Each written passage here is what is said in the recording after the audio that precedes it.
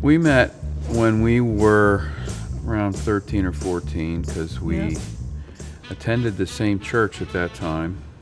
I was there with a friend of mine. I brought a guitar along, and Denise and her sister kind of tagged along with us.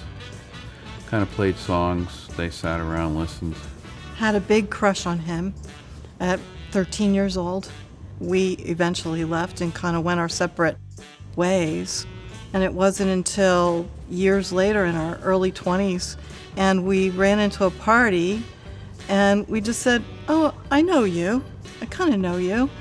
And we talked a little bit, but he was in college at the time, so that didn't really go anywhere. And then I started attending Grubby and Trish's Friday night. They had a young adult meeting, and he would come in between his breaks. When I was home from college. When he graduated, we found out that we lived really close to one another, so we started to drive to church on a Sunday morning, and the rest is history. We dated for a year and a half, and then we got engaged, and we were married 6 months later. Yep. Marriage is a lot of hard work, and it's not for the faint of heart. Our original plan was to wait 3 years, and we had children pretty much very quickly.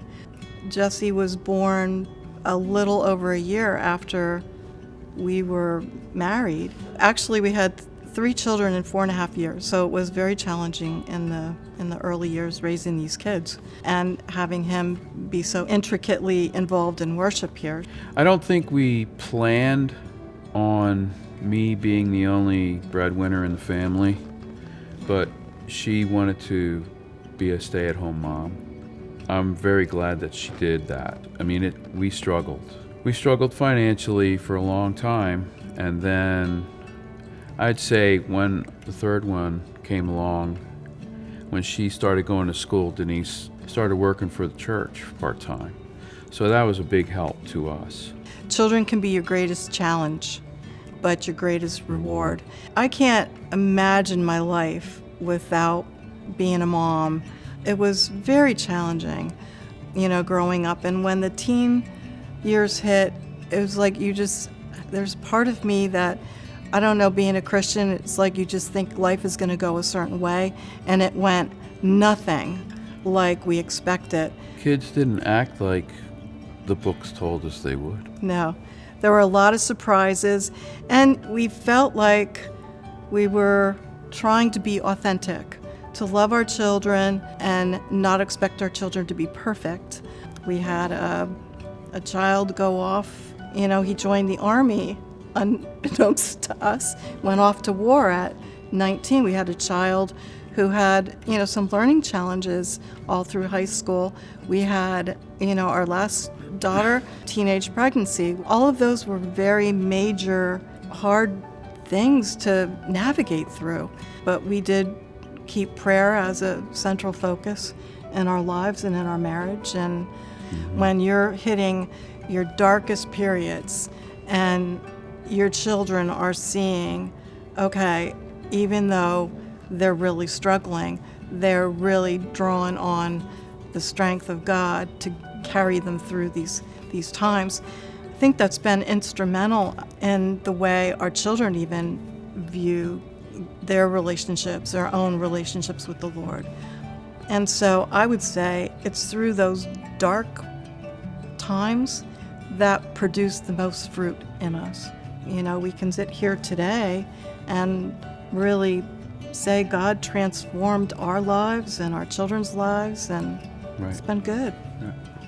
Our kids wanted nothing to do with us as teenagers, and I think that might happen to a lot of families. They develop friendships, they just go their own way, and they think their parents don't know anything.